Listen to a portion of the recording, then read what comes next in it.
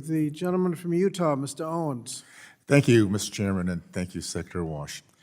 In recent sub-regulatory guidance from the Employee Benefits Security Administration, EBSA, sets a concerning precedent of the department choosing which investments are inherently appropriate or inappropriate in the ERISA retirement plans.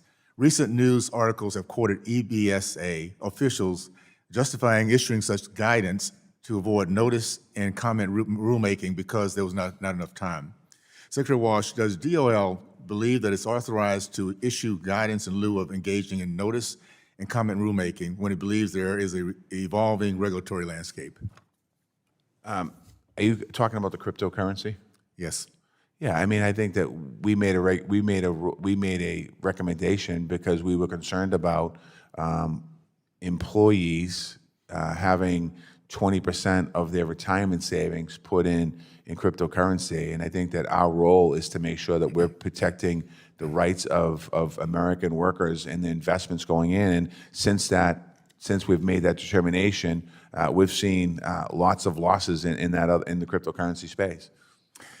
I guess the question is, though, do you feel DOL is qualified to make certain guidance without the input of the experts in that industry or around that industry? Well, I think anytime that to my knowledge, anytime that our folks at EBSA have been making any type of either whether it's a rulemaking process or a recommendation, we take very seriously having conversations with the industry professionals. So it's not just something that's randomly done. We do have those conversations to make sure we're not making we're not making a determination based off of a personal feeling. We should never do that. We should always be talking to the field experts in what we do.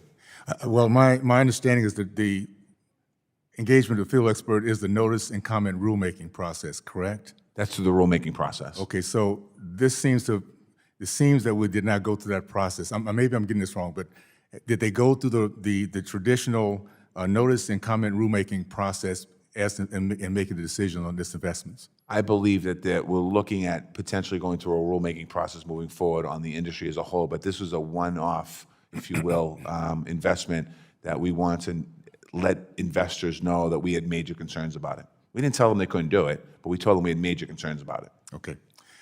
A 2017 Harvard study estimated that under the IRAP proposal, the number of occupations commonly filled through apprenticeships could nearly triple from 27 to 74. That number of job openings filled through apprenticeships could expand eightfold up to 3.2 million, and that occupations ripe for apprenticeship expansion could offer 20% higher wages than traditional apprenticeship occupations. The Trump administration created an industry-recognized apprenticeship program to expand apprenticeship programs. It was working with more than 130 new programs developed in a little bit over a year.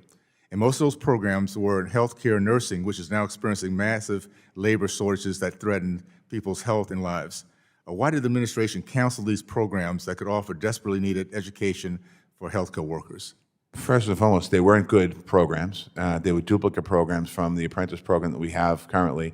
They were not industry proven.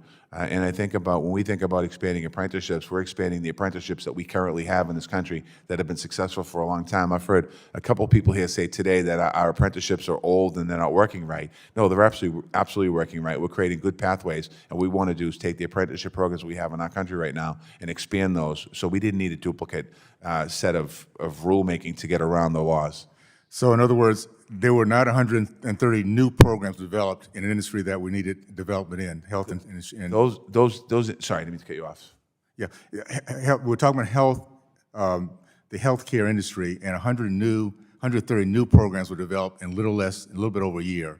Are you saying that was not a successful process? It was not a successful process, but we're looking at doing it industry-wide. So when we think, I'll give you an example. One is an example of nursing. We're going to have in the next 10 years, we're going to have a shortage of nurses in this country. We have a real opportunity to make investments in, and I mean, I don't know if you call it apprenticeships, but creating pathways into nursing programs. We're seeing it with the trucking industry, supply chain trucking industry.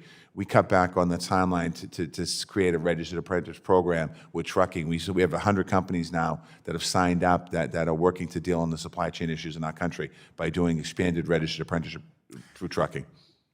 Okay, well, thank you, Mr. Secretary. I'll yield back. Thank you, sir. Thank you. The gentleman from Michigan.